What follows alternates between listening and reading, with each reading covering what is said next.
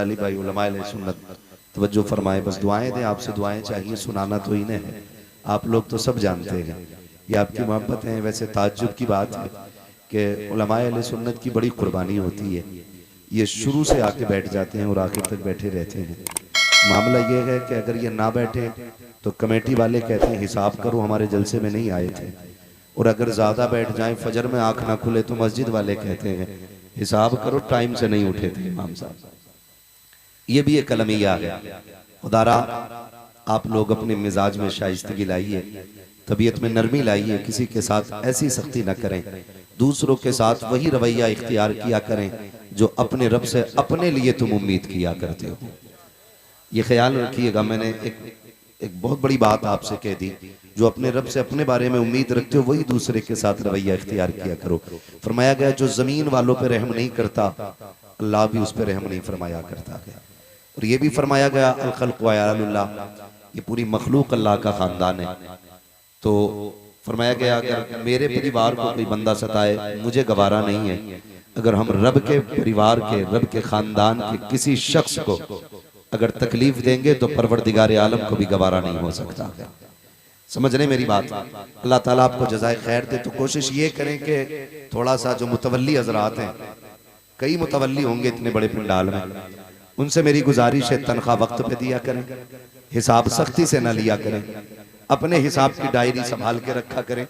क़यामत के दिन फिर हिसाब होना है ना, तो मुतवल्लियों से भी होना है कि लॉकडाउन लगा था, दुकानों की इनकम तो काफी थी, तुझे तनख्वाह घटाने की क्या जरूरत पड़ी थी, ये भी पूछा जा सकता है।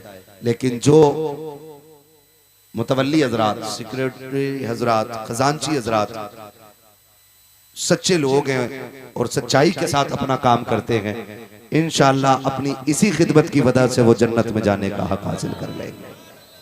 लेकिन शर्त है थोड़ा सा डंडी ना मारा करें, ठीक है जी? तो लोग पूछा करते हैं, कभी कभी हैरत होती है और कहा करते मौलाना एक सवाल है। मैंने पूछा क्या? कहने लगे क्या जन्मदिन मनाना जायज है?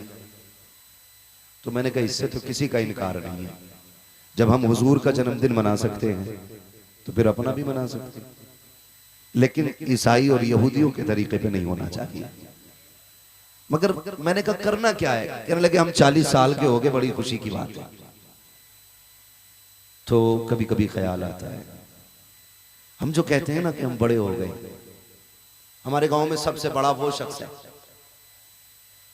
तो मुझे कभी कभी ताज्जुब होता है कि उसे बड़ा कह रहे हैं, उसे तो छोटा कहिए। जिसकी 50 साल बीत गई है, तकरीबन 10 ही बची है, वो छोटा हुआ कि बड़ा हुआ? हैरत होती है, हम लोग कहते हैं हम 40 के हो गए, केक कटेगा, कई जगह तो बाज़ाब्ता तौर पे शादियों की तरह लोग खुशियां मनाते हैं, बड़े एहतमाम करते हैं कि आज मेरा जन्मदिन है, बड़े बड़े गिफ्ट पेश किए जाते हैं। यार तुझे ये तो ख्याल है कि तू 60 साल का हो गया, गांव में तेरी उम्र का कोई नहीं है, ये ख्याल क्यों नहीं आता 60 साल हो गए आज तक रब को न मना सका? तूने ये क्यों नहीं सोचा इस 60 साल में मैंने कोई ऐसी नेकी नहीं की जिसे मैं कह सकूं मैं इस नेकी के बदले बख्शा जाऊंगा? तू अपने 60 साल के गुनाहों पे नजर क्यों नहीं करता? तू अपनी गुजरने वाली रातों पे नजर क्यों नहीं करता? जो दिन तूने लोगों के दिल दुखा के गुजारे हैं, वो दिन तुझे याद क्यों नहीं आते?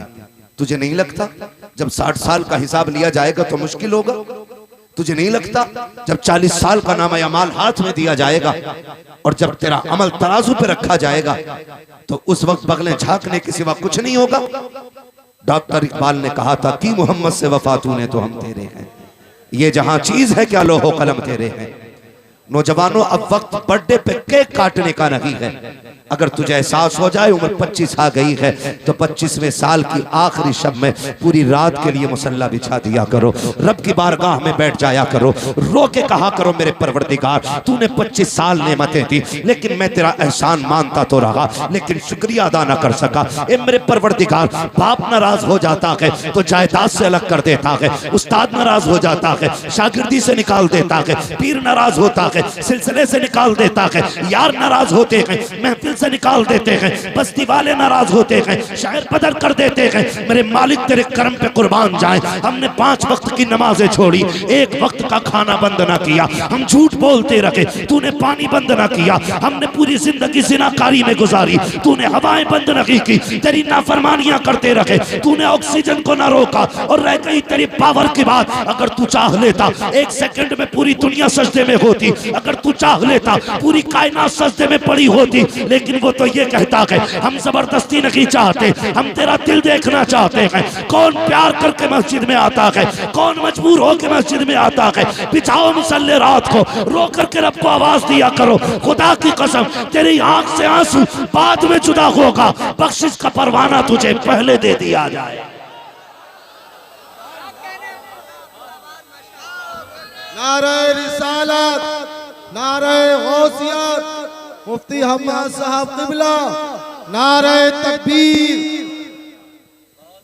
ओ भाई हैरत होती है, हम ही में कुछ लोग ऐसे जिन्हें 4 किताबें उर्दू की, बहार उर्दू के जो 4 हिस्से पढ़ लेते। कितने हिस्से? 4। बहार उर्दू के या तामीर अदब के 4 हिस्से पढ़ लेते।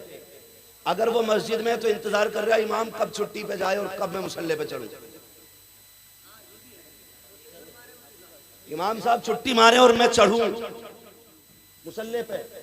नमाज खेल नहीं है, समझे इसे, और तकलीफ भी होती है। एक खानका से जुड़ा बंदा, नाम नहीं लूंगा, बुरा लग जाता, मेरा मशवरा है, खुदारा संभालो अपने लहजे, बदलो अपने आप को। वो बंदा क्या कह रहा था? वो बंदा कह रहा था एक दिन गुफ्तगू में, तकरीर में, कह रहा 1 वक्त की नमाज ना पढ़ो लेकिन अकीदा बचा के जाना जन्नती हो। 1 रोजा मत रखो, अकीदा बचा के ले जाओ, जन्नती हो। ये बता तेरे जुमले से नमाज की तौहीन नहीं हुई? अब तेरा ही कहां बचा होगा, जरा गौर कर अपने ईमान के बारे में। ये खानकाही लोग पैगाम देंगे, जिनके ईमान मजबूत होते हैं उनकी नमाजें कज़ा नहीं होती है। सुभान अल्लाह, ये कड़वी सच्चाई है। जिनके ईमान मजबूत होते हैं उनकी नमाजें कज़ा ही नहीं होती है। ये 100% बात है।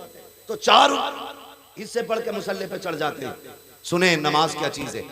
किसी ने सैयदी सरकार आला हजरत रज़ी अल्लाह तआला अन्हु से पूछा, सुभान अल्लाह, और वो लोग भी सुने जो डायरेक्ट आला हजरत पे भोंकते हैं, गजल में आए तो मतले में काम कर देंगे, हमें जगाया तो नींदे हराम कर देंगे।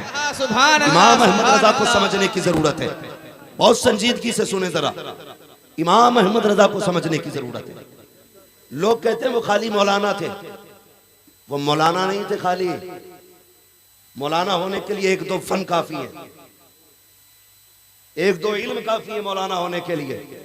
और इमाम अहमद रजा को 106 उलूम पर मुकम्मल तौर पे महारत ताम्मा हासिल है। सुभान अल्लाह, सुभान अल्लाह। और एक बात और बता दूं, जब तक जिंदा रहना बरेली वाले को न छोड़ना।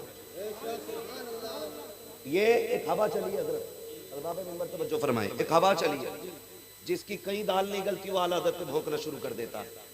आला हज़रत पे समझ यार, आला हज़रत, आला हज़रत को सिर्फ इसलिए नहीं माना जाता कि वो किसी खानका के मुजाबिर है, सिर्फ इसलिए नहीं माना जाता कि वो एक पीर के बेटे, या इसलिए नहीं माना जाता सिर्फ कि वो पीर के बाप है, बल्कि इसलिए माना जाता है हमारे अकीदों की हिफाजत करने वाली जात को अहमद रजा कहा जाता है। सुभान अल्लाह, सुभान अल्लाह। हमारे अकीदे की हिफाजत करने वाली जात को इमाम अहमद रजा कहा जाता है। आप समझने की कोशिश कीजिएगा। अल्लाह अकबर, जो आता है भौंकना शुरू कर देता है। किसी ने कहा था सरकार आला हजरत, दुनिया जानती है सारे लोग पढ़े लिखे लोग हैं, मुझे बताएं जो डॉक्टर हो, मास्टर हो, इंजीनियर हो, मुझे बताएं जिन्होंने IAS IPS कर रखा है, उनसे पूछो कितने उलूम तुम्हें आते हैं। किस यूनिवर्सिटी से आप सीख करके आए हो, उनसे पूछना जिस यूनिवर्सिटी में तुमने तालीम हासिल की है वहाँ कितने उलूम पढ़ाए जाते हैं। सारे कहेंगे 10, 11, 12, 9, 7 पर जाकर निबट जाया करते हैं, 10 पे खत्म होया जाया करते हैं। मगर किसी ने आला हजरत से कहा था सरकार बताओ तो सही आपने इतने उलूम कहाँ से सीखे हैं। आला हजरत ने कहा था 14 उलूम मैंने असातिज़ा से सीखे हैं। कब बाकी के 56 में जो बाकी बचते हैं वो किससे सीखे हैं? मुस्कुरा के कहा था 14 उलूम मुझे उस्तादों ने सिखाए हैं, बाकी के उलूम मुझे बगदाद वाले गौसुल बरा ने सिखाए। सुभान अल्लाह। नारे तकबीर, नारे रिसालत, मसलके आला हजरत, मसलके आला हजरत, नारे तकबीर, नारे रिसालत। क्या दबे जिस पे हिमायत का हो पंजा तेरा, शेर को खतरे में लाता नहीं कुत्ता तेरा। सरकार आला हज़रत से पूछा आपका इल्म कितना है? तवज्जो है, थोड़ा संजीदगी रखिए भाई, जिसे दिख रहा है बस वो बिना देखे भी सुन ले, नहीं दिख रहा है बहुत गौर से मेरी बात सुने। हुजूर आपको कितना इल्म है? आला हज़रत से पूछा। 56 उलूम, उस दौर की तहकीक बता रहा हूं, उस दौर के हिसाब से 56 उलूम पे महारत ताम्मा रखने वाली जात, आज के हिसाब से 106 उलूम पे महारत रखने वाली जात क्या कहते हैं? कहते हैं बस इतना इल्म है कि अपनी नमाज दुरुस्त पढ़ लेता हूं। अब अंदाजा लगा सकते हैं नमाज के लिए कितने इल्म की जरूरत है। दारा मुसल्ले पे यूं ही ना चढ़ा करे। मैं इस दौर के वलियों को भी जानता हूं, आसानी से मुसल्ले पे नहीं चढ़ते। जो पारसा और मुत्तकी लोग, अल्लाह वाले लोग हैं, वो इतनी बड़ी जिम्मेदारी को उठाते हुए डरते, और जिनकी सूरे फातिहा दुरुस्त नहीं है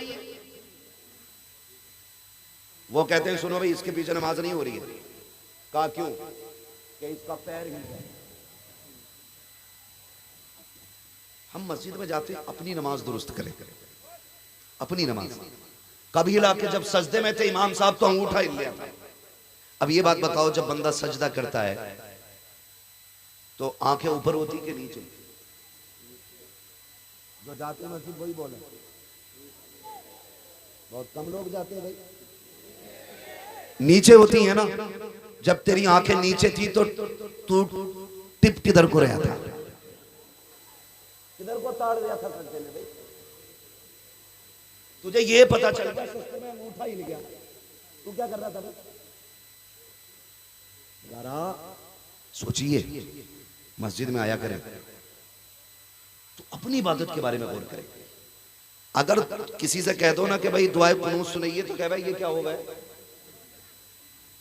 हमारी काबिलियत बता दूं तुम्हें, हंसने की बात नहीं, रोने का मकाम है यार, रोने का मकाम है। कुछ बातें ऐसी आज के दौर में माइक पे नहीं कही जा सकती, लेकिन दिल दुखता है। लेकिन हमारी कौम को सही तरीके से नमाज याद नहीं। नमाज तो थोड़ा जिंदगी में निकाह एक बार होता है? 4 दिन पहले प्रैक्टिस करने लगे क्या क्या होना है। एक बार निकाह होना, प्रैक्टिस कर रहा, और निकाह के टाइम पे गुलाम गौस भाई अल्लाह जल्दी करे आपका निकाह हो, मेरी बात गौर से सुने। मसला टक जाता जब इमाम युही पे पहुंचता है। जब इमाम युही पे पहुंचता है ना निकाह पढ़ाने वाला बंदा, तो अब दूल्हा भूल जाता मैं दूल्हा ही हूं या कुछ और।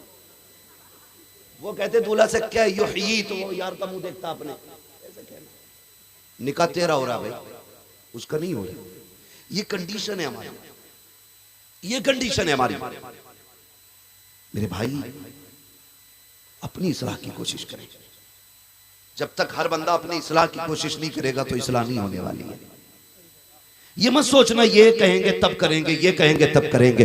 तू क्यों भूल जाता है? तू भी तो मदीने वाले का गुलाम है, तेरा भी तो उनसे वही रिश्ता है जो इनका रिश्ता है। तू भी तो उन्हीं का सदका खाता है। खुदा की कसम सिर्फ मैं ही नहीं, पूरी कायनात की हकीकत ये है, तेरे टुकड़ों पे पले गैर की ठोकर पे न डाल, चिड़कियां खाएं कहाँ छोड़ के सदका तेरा। सरकार आला हज़रत फरमाते हैं इतना इल्म है कि अपनी नमाज दुरुस्त पढ़ लेता हूँ। कौन इमाम अहमद रजा कभी देखो तो सकी, कभी समझो तो सकी। इश्क देखो इमाम अहमद रजा का, संभाल के रखना, खुदा की कसम ये बात है, ये मरते दम तक काम आएंगे। इमाम अहमद रजा की वो जात है जिसने ये सबक हमें अता किया था, इश्क तेरे सदके चलने से छुटे सस्ते, जो आग बुझा देगी वो आग लगाई है। यही वो इमाम है जिसने हमें ये बताया था तेरी नस्ल पाक में है बच्चा बच्चा नूर का, तू है ऐने नूर तेरा, सब घराना नूर का। मैं उन सादात से कहना चाहूंगा खुदारा इमाम अहमद रजा से प्यार करो। यही इमाम है जिसने कहा था तो जगह में खातिमे आले रसूलुल्लाह कर, हजरत आले रसूल मुक्तदा के वास्ते।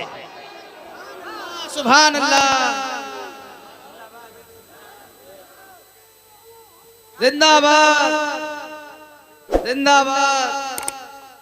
या अली।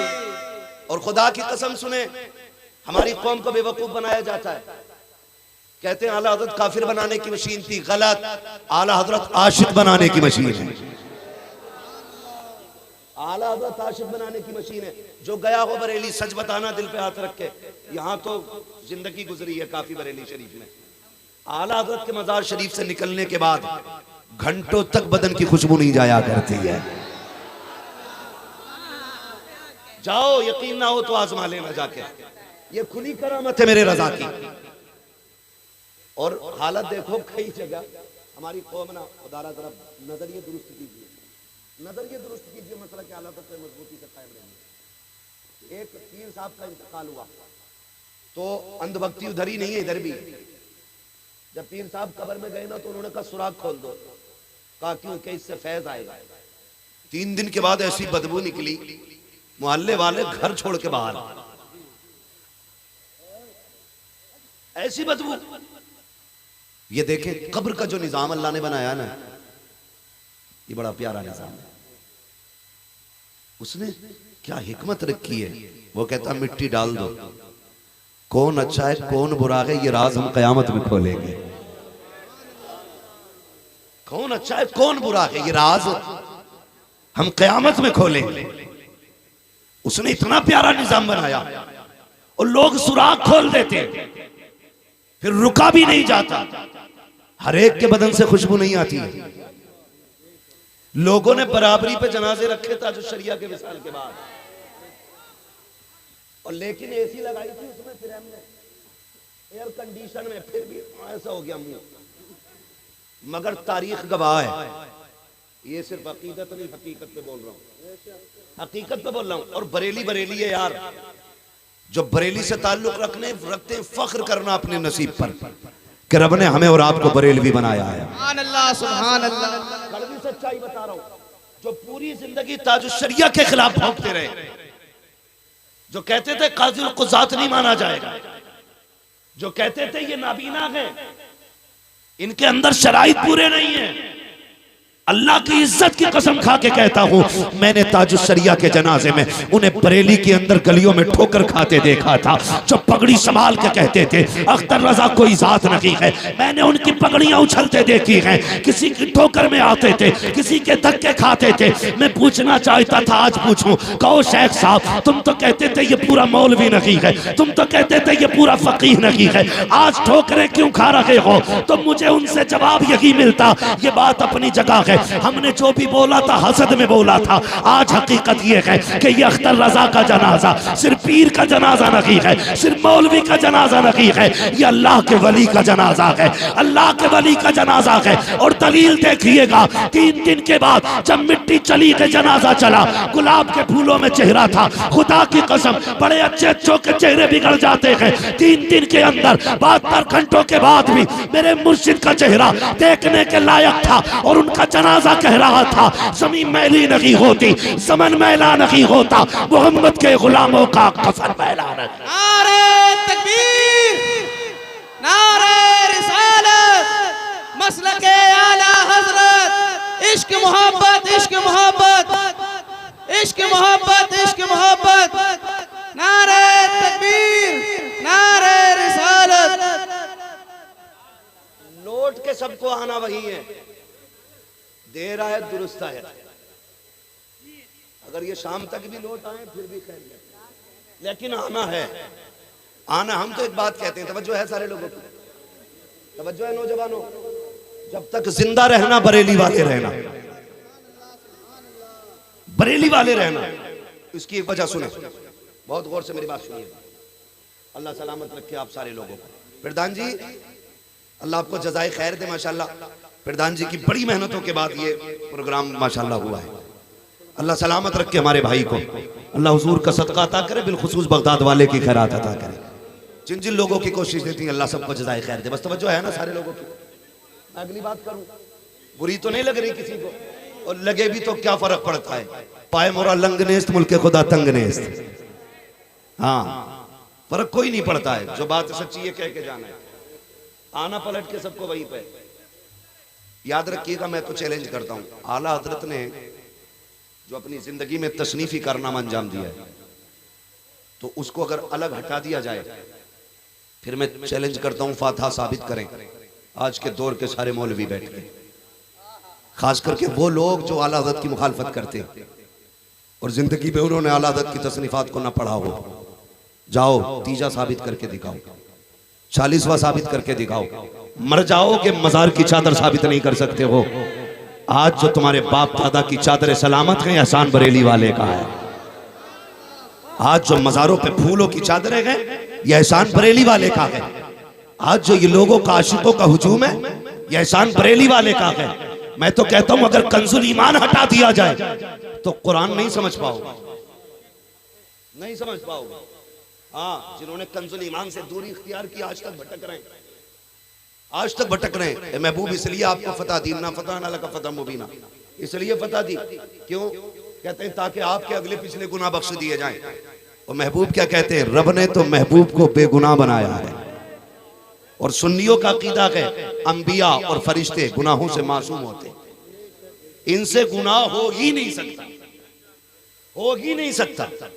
समझ रहे मेरी बात? हो ही नहीं सकता गुनाह। और ये तर्जुमों में लिखा इन्होंने अपने, कहते हमने फतह इसलिए दी ताकि आपके अगले पिछले गुनाह बख्श दिए जाएं। अब हम पूछना चाहते हैं, बताओ वो कौन सा गुनाह था जो हुजूर ने किया? तुम्हारी नस्लें जमीन में घुस जाएंगी, पूरी जिंदगी में एक मक्खी बराबर भी दाग नहीं दिखा सकते महबूब की, नहीं दिखा सकते। तुमने कितना पढ़ा आला हज़रत को, कितना जानते हो आला हज़रत को? आला हज़रत ने कहा था सरवर कहूं के मालिको मौला कहूं तुझे, बागे खलील का गुले जेबा कहूं तुझे, तेरे तो वस्फ ऐब तनाही से है बरी, हैरान हूं मेरे शाह मैं क्या क्या कहूं तुझे। मगर अल्लाह सलामत रखे बरेली वालों को। फिर रब ने सुन्नियों के अकीदे की हिफाजत के लिए बरेली में अहमद रजा को पैदा किया। आपने कंजुल ईमान के अंदर तर्जुमा तहरीर फरमाया, इन्ना फतहना लका फतह मुबीना की जब बात आई, फिर आला हज़रत ने लिखा, महबूब ये फतह हमने आपको इसलिए दी है ताकि आपके सदक़े में आपके अगलों के गुनाह भी बख्श दिए जाएं, आपके पिछलों के भी गुनाह बख्श दिए। मैंने एक झलक आपके सामने रखी है, ऐसी बहुत सारी आयतें हैं।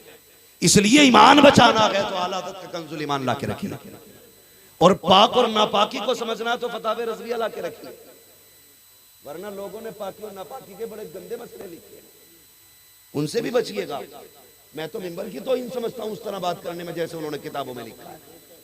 खुदा की कसम हमारा इमाम है इमाम अहमद रजा, जिसने पानी पे कलम चलाया तो पानी को पानी पानी कर दिया है, और मिट्टी पे कलम चलाया तो रेजा रेजा कर डाला है। ये हमारे इमाम की शान है। ऐसा इमाम खुदा की कसम अब्र रहमत तेरी मरकत पर गुहरबारी करे, हश्र तक शान करीमी नाज बरदारी करे। बात सिर्फ यहाँ तक नहीं, अकीदे तो बचाए बचाए, पूरी जिंदगी हुजूर की मोहब्बत में कैसे काट दी। सोचे और आप भी सबक हासिल करें। गालियां वही बकती जिन्होंने आला हज़रत को पढ़ा नहीं है। आज मेरा जी चाहता ये बात भी रख जाऊं, ये बात भी रख जाऊं। लोग कहते हैं कि जी मैं उस नस्ल से हूं इसलिए कादरी हूं, मैं उस सिलसिले से हूं इसलिए कादरी हूं। लेकिन जानते हो बरेली वाले वो लोग हैं जिनका मामला बगदाद शरीफ से बड़ा करीबी है, बड़ा करीबी है, बहुत करीबी मामला है, बहुत करीबी मामला। पढ़े सरकार आला हज़रत को। आपने ना सिर्फ आपने दुरूद सलाम नहीं लिखा है, फिक़ी तफसीरी तहकीकी बड़े बड़े कारनामे अंजाम दिए, और उसके बाद आला हज़रत को आप समझे, गौर करें। लोग कई लोग ना, एक मौलवी साहब बहुत बड़े मौलाना, बस यही आके मजबूर हो जाता हूँ, नाम नहीं ले सकता वरना डर नहीं है, सिर्फ लोगों की इंतशार की वजह से नाम लेना। वो बंदा कह रहा था एक दिन कि ये नात पढ़ने वाले मेरे पैर की जूती के बराबर है। खुदा रहम कर अपने ऊपर यार। जानते सरकार आला हज़रत ने 1000 से ज्यादा किताबें लिखी, सुबह से लेकर दोपहर तक मदरसा पढ़ाते थे, फिर दोपहर से लेकर के दारुल इफ्ता में बैठते थे, उसके अलावा असर बाद लोगों से मुलाकात करते थे, फिर तसनीफी काम भी था, मुताला भी था, और उसके बाद जो वक्त मिलता था तो फरमाते थे कोई आके मुझे हुजूर की नात सुना जाए। फिर खाली वक्त में आला हज़रत नात सुनते थे यार, आला हज़रत नात सुनते थे। इतना बड़ा मौलवी हो गया, तू कहता ये नात खा मेरे पैर की जूती है। चल कयामत में पता चलेगा, कुर्बत तुझे मिलेगी मुस्तफा की या नात पढ़ने वालों को मिले। लिमिट में रहे, जरा भाई यजरिबू तो शैतान को भी आता था, इश्क मगर आदम के दिल में। मैं बहुत बड़े लोग हैं इसलिए नाम नहीं लेता हूं, उम्र के होते तो थप्पड़ मार के सुधारता। हद हो गई यार, ये मिंबर अपने जाती झगड़ों के लिए नहीं है, ये जो लोग आके बैठे हैं ये इसलिए आके बैठे इन्हें कुछ दिया जाए। खुदारा आला हजरत से प्यार कीजिएगा, इमाम अहमद रजा की जिंदगी को देखिए और हुजूर के तरीकों पे कितनी मेहनत करते थे, अमल करने की पूरी जिंदगी ये कोशिश करते रहे वो काम हो जिससे अल्लाह भी राजी हो, रसूलुल्लाह भी राजी हो। आज मैं यार देखिए पीर साहब आया करते हैं, गरीबों का तो नंबर ही नहीं लगा करता है, अमीर हाईजेक कर लेते हैं पीर साहब को, नहीं नहीं हजूर से कोई नहीं मिलेगा, हजूर सिर्फ मेरे हैं, और हजूर भी कहते हैं जैसा आप कहोगे वैसा होगा। ये पीरी मुरीदी नहीं, ये गुलामी हुआ करती है। आधे पीर मुरीदी किसे कहते हैं? सरकार आला हजरत हैं, खुदा की कसम 56 उलूम पे उस दौर की तहकीक के मुताबिक महारत तामा रखने वाली जात, फतावे रज़विया जैसी किताबों का शाहकार देने वाली जात, और अपनी कौम को कंजुल ईमान जैसी दौलत देने वाली जात बैठे हुए हैं सरकार आला हजरत। अल्लामा ज़फ़रुद्दीन बिहारी भी बैठे हुए हैं। अचानक एक बच्चे की हाजिरी हुई, बच्चा आके कहता है जनाब मैं हाजिर हुआ हूँ, थोड़ा सा मेरा काम है। सरकार आला हजरत ने फरमाया बेटे बताओ कैसे आना हुआ है? कहता मेरी माँ ने भेजा है, मेरे घर दावत कबूल फरमा लेंगे? जैसे इतना सुना आला हजरत फरमाते हैं बेटे घर में कोई बड़ा नहीं था? जैसे इतनी बात कही उसकी आंख में आंसू आ गए, कहने लगा जनाब मैं यतीम हूँ, बाप का इंतकाल हो चुका है। सरकार आला हजरत फरमाते हैं बेटे जहाँ पे तेरी दावत कबूल है, जैसे लफ्ज़ यतीम सुना है कहते तेरी दावत कबूल है, बताओ तो खिलाया कब जाएगा? कहा कल दोपहर इसी वक्त आ जाना। क्या खिलाओगे? मुस्कुरा के आला हजरत ने कहा, तो उसने कहा यही देखो मेरी गोद में चने का साग है, मेरी माँ ये साग बनाएगी, बेसन की रोटी होंगी। खुदा की कसम कुर्बान जाओ इस इमाम पर, जो कोई अगर बत्तियों से अमीर नहीं हुआ था, गुलाब भेज करके अमीर नहीं हुआ था, वो इमाम अहमद रजा चादरों का खरीदार और बेचने वाला नहीं था। खुदा की कसम वो इतने बड़े जमींदार बाप का बेटा था जिसकी जमीन बदायूं से लेकर के शाहजहांपुर रामपुर तक आया करती थी। इतने बड़े जमींदार बाप का बेटा, और मिजाज देखिएगा का मेरी माँ तुम्हें ये बेसन का साग और ये चने का साग और बेसन की रोटी खिलाएगी। अगला दिन जब दावत का आया है, आला हजरत उठे गए, अल्लामा ज़फ़रुद्दीन बिहारी को साथ लिया है और लेकर के उसके दरवाजे पर गए। दस्तक होती है, अंदर से आवाज आई कौन आया है? का बड़े मौलवी साहब आए हैं, बड़े मौलवी साहब आए हैं। आज कह के तो देखो बड़े मौलवी साहब तकरीर के लिए आ रहे हैं, बड़े मौलवी साहब मिंबर पे आ रहे हैं। उसी वक्त में अगर कम से कम मुनाफिकत का फतवा तो लगना ही लगना है, कुफ्र ना लगा मुनाफिक तो कह ही दिया जाएगा। और अगर नीचे आएंगे कह देंगे पक्का सुले कुल्ली है हसन, हमें मोल बड़े मौलवी कह के पुकारा है, हमें अल्लामातुत तहर क्यों नहीं कहा गया, हमें फला फला लक़ब से क्यों याद नहीं किया गया। मगर इमाम अहमद रजा तेरी इनकिसारी को सलाम, तेरी मोहब्बतों को सलाम, तेरी आजिज़ी को सलाम। बच्चे के दरवाजे पे गए, कहा कौन आया है? कहा बड़े मौलवी साहब है। बच्चा बाहर निकला, अच्छा आप आगे खाना खाने के लिए? कहा जी ये बिहारी पुल ढाल की बात है बरेली के अंदर। बच्चा अंदर गया, एक बोरिए का टुकड़ा टाट का टुकड़ा उठा के लाया और कहता ये लीजिए इसको बिछाइए बैठ जाइए। अल्लाह अकबर, इतना बड़ा आलिम, इतना बड़ा आलिम जो अपने दौर के सारे वलियों का वली है, उसकी जात की बात कर रहा हूँ। बैठे हुए हैं सरकारी आला हजरत, जो लोग निकल के जाते ताज्जुब करते हजरत आप और यहाँ फरमाया करते थे हमारी दावत है तुम्हारी नहीं है, जाइए आप आगे काम कीजिए, हम दावत खाने के लिए आए हैं, ये कह के आगे बढ़ा दिया करते थे। आखिरकार बच्चा लेकर के आया बेसन की रोटी और चने का साग। जब आया अल्लामा ज़फ़रुद्दीन बिहारी कहते हैं कान में हुजूर डॉक्टर ने सख्त मना किया है, आप बेसन की रोटी नहीं खा सकते हैं, बड़ा सख्त परहेज है। आपने मुस्कुरा के अल्लामा ज़फ़रुद्दीन का चेहरा देखा, उसके बाद खाना शुरू किया। आपने पूरी रोटी खाई, जबकि गेहूं की आधी चपाती आप खा रहे थे। इतना परहेज था आला हजरत का, गेहूं की चपाती वो भी आधी खा रहे थे, लेकिन बेसन की रोटी पूरी खाई है। अल्लाह अकबर। जब चलने लगे अल्लामा ज़फ़रुद्दीन बिहारी ने कहा था मेरे सरकार आला हजरत जरा इतना तो बता दीजिए आका आपने पूरी रोटी क्यों खाई? आपको मालूम है ये रोटी आपके लिए जहर थी, आप दावत पे आए थे, एक लुकमा खा लेते तो दावत का हक अदा हो जाता, उससे थोड़ा सादा खा लेते तब भी दावत का हक अदा हो जाता, आपने पूरी रोटी क्यों खाई है? अब इमाम अहमद रजा की नजर देखिए और नजरिया देखिए। आपने कहा था ज़फरुद्दीन बात ठीक है, एक लुकमा खा लेता तब भी दावत का हक अदा हो जाता, लेकिन गरीब का दिल टूट जाता। वो सोचता अच्छा खाना नहीं है इसलिए इन्होंने एक लुकमा खाया है, अच्छा खाना नहीं है इसलिए आधी रोटी खाई है। का ये ख्याल यतीम के दिल में आ जाता, उसका दिल टूट जाता। अगर उसका दिल टूट जाता, मदीने वाले को तकलीफ हो जाती। का अहमद रजा मौत को गले लगा सकता है, महबूब को तकलीफ देना गवारा नहीं कर सकता है।